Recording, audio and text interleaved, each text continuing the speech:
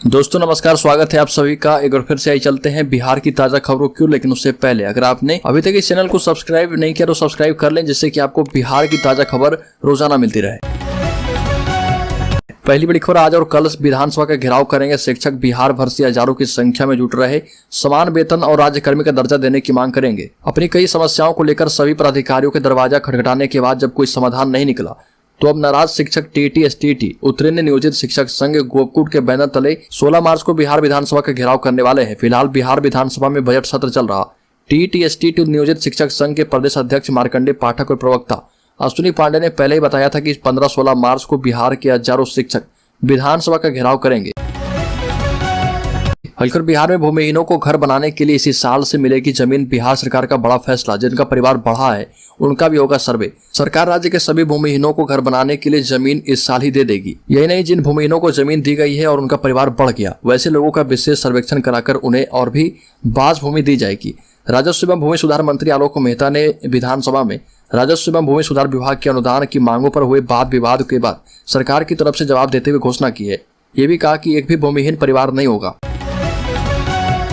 हल्कर राज्य के गया जिले में नाबालिग के साथ 2 लड़कों ने किया गैंगरेप। बाराती देखने के लिए घर से निकली थी। दोनों आरोपी को पुलिस ने गिरफ्तार किया है। गया में इमामगंज पुलिस अनुमंडल के कोठी थाना क्षेत्र के एक गांव में 16 वर्षीय नाबालिग युवती के साथ गैंगरेप का मामला सामने आया। 12 मार्च की देर शाम को 2 युवकों ने युवती के साथ सामूहिक दुष्कर्म की घटना को अंजाम दिया। घटना के बाद आरोपियों के परिजनों ने मामले को दबाने का भरपूर प्रयास किया। इसको लेकर गाँव में पंचायत बुलाई गई, लेकिन पंचायत में बात नहीं बन पाई। इस मामले में 2 आरोपियों को गिरफ्तार किया गया है, जिसका नाम विनोद कुमार और अखिलेश कुमार है। चिराग पासवान ने उठाया बिहारियों की सुरक्षा का मुद्दा। पार्टी की राष्ट्रीय परिषद की बैठक में पहुंचे, कहा कि बिहार में आम जनता क्या, पुलिस भी डर गई है। दिल्ली के कॉन्स्टिट्यूशनल क्लब में लोक जनशक्ति पार्टी की राष्ट्रीय परिषद की बैठक हुई। इस बैठक में पार्टी के राष्ट्रीय अध्यक्ष चिराग पासवान ने दूसरे राज्य में रह रहे बिहारियों की सुरक्षा के मुद्दे उठाए और उन पर होने वाले हमले पर चिंता जाहिर करते हुए चिराग पासवान ने कहा कि इसमें केंद्र सरकार को हस्तक्षेप करना चाहिए, क्योंकि बिहार के बाहर जाकर छोटी मोटी नौकरी करने वाले बिहारियों पर हमला करना सही नहीं है। हल्कर मुख्यमंत्री नीतीश कुमार के खिलाफ कुशवाहा ने कसी कमर। जेडीयू के कई नेताओं को अपनी पार्टी में खींचा है। सीएम के गढ़ में करेंगे एंट्री। जेडीयू से इस्तीफा देने के बाद उपेंद्र कुशवाहा ने अपनी पुरानी पार्टी के खिलाफ मोर्चा खोल दिया है। एक और जहां उनकी नई पार्टी में जेडीयू के कई नेता शामिल हुए हैं, वहीं वह विरासत बचाओ नमन यात्रा के दूसरे चरण की शुरुआत 15 मार्च से सीएम नीतीश कुमार के गृह जिला नालंदा से कर चुके हैं और ये यात्रा जो है 20 मार्च को अरवल के कुर्था में जाकर समाप्त होगी। ये भी कहा जा रहा है कि जदयू के कई नेता अभी कुशवाहा की पार्टी में शामिल होने वाले हैं। हल्कर ओल्ड पेंशन स्कीम लागू करने को लेकर बिहार में पिछले 2 दिनों से बवाल मचा है। बिहार राज्य अराजपत्रित कर्मचारी महासंघ की ओर से पटना जिले के अराजपत्रित कर्मचारियों ने गर्दनी बाग में धरना दिया।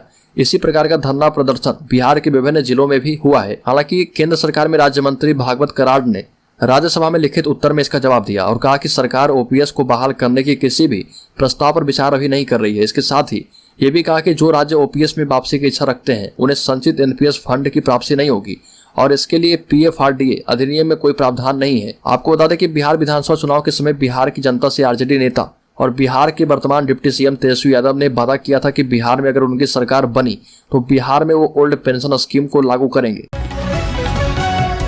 नौकरी के बदले जमीन घोटाला केस में बिहार के पूर्व मुख्यमंत्री लालू प्रसाद यादव, उनकी पत्नी राबड़ी देवी और बेटी मीसा भारती राउज एवेन्यू कोर्ट पहुंचे और कोर्ट ने आरोपियों को सुबह 10:30 बजे बुलाया था। रेलवे के नियमों की अनदेखी करते हुए लोगों को नियुक्तियां देने का यह मामला है और यह मामला उस समय का है जब लालू प्रसाद यादव यूपीए सरकार में वर्ष 2004 में और 2009 के दरमियान मंत्री रहे थे।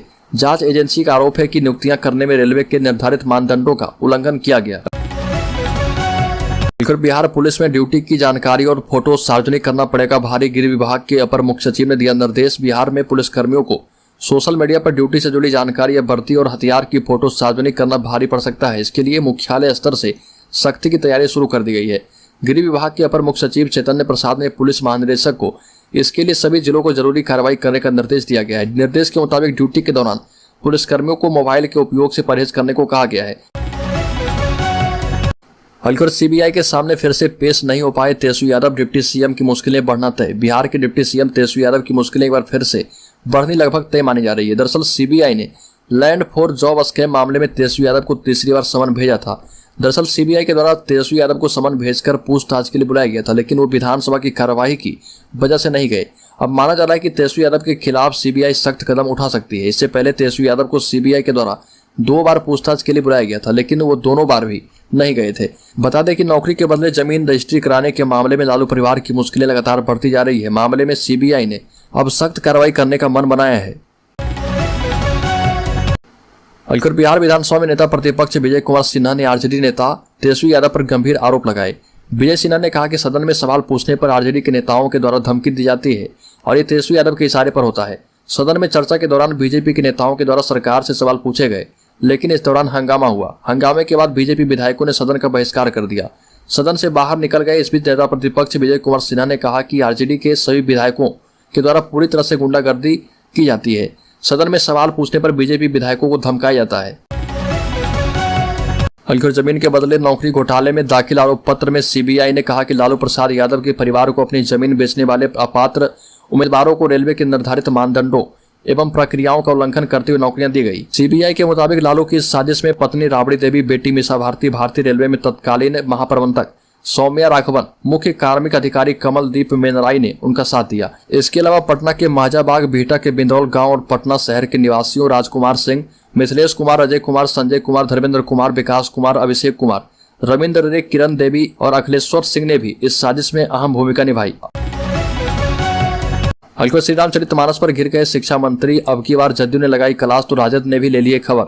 श्री रामचरितमानस को लेकर बिहार विधान परिषद में बवाल मच गया। दरअसल बिहार के शिक्षा मंत्री चंद्रशेखर यादव के द्वारा श्री रामचरितमानस को लेकर बिहार विधान परिषद में विवादित बयान देने के क्रम में अपने ही गठबंधन के नेताओं से घिरते नजर आए। भोजनावकाश के बाद सदन में शिक्षा मंत्री जदयू के अलावा अपनी पार्टी राजद से ही घिर गए।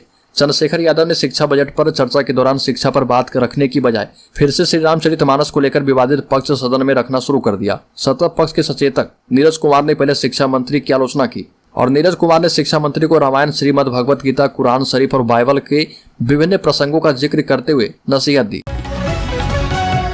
अलकर 2024 से पहले बिहार के लोगों को महागठबंधन सरकार का बड़ा तोहफा। बिहार की स्वास्थ्य व्यवस्था का हाल किसी से छिपा नहीं है। हालांकि राज्य के उप मुख्यमंत्री तेजस्वी यादव ने सदन की बैठक में आश्वासन दिया है कि बिहार के सभी जिलों में मेडिकल कॉलेज खोले जाएंगे और विधान परिषद में दिलीप कुमार सिंह के ध्यानाकर्षण के जवाब में बिहार के उप मुख्यमंत्री तेजस्वी यादव ने सदन में अपनी तरफ से आश्वासन दिया है कि आगामी दिनों में जल्द बिहार के सभी जिलों में हर साधन सुविधा के पूर्ण मेडिकल कॉलेज खोले जाएंगे। साथ ही ये भी कहा कि बिहार के 23 जिलों में वर्तमान में 24 मेडिकल कॉलेज हैं।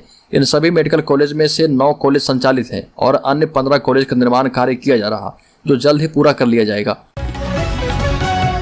अलकर टीटी उत्तरायण ने नियोजित शिक्षक संघ गोपकुट के नेतृत्व में 15 और 16 मार्च को विधानसभा घेराव का कार्यक्रम है। इसकी जानकारी संघ के प्रदेश अध्यक्ष मार्कंडेय पाठक एवं प्रवक्ता अश्विनी पांडे ने दी है और बताया कि नियमित शिक्षकों की तरह सेवा शर्त, वेतनमान और राज्यकर्मी का दर्जा घोषित करने आदि की मांग को लेकर घेराव किया जा रहा।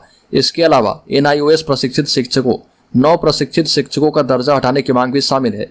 संघ के प्रदेश अध्यक्ष जयप्रकाश सिंह, प्रदेश सचिव नाजिर हुसैन एवं प्रदेश मीडिया प्रभारी सोनू मिश्रा ने कहा कि स्नातक ग्रेड शिक्षकों का प्रधानाचार्य में पदोन्नति, उच्च विद्यालय और उच्चतर विद्यालय में वेतन संरक्षण का लाभ देने की मांग भी शामिल है।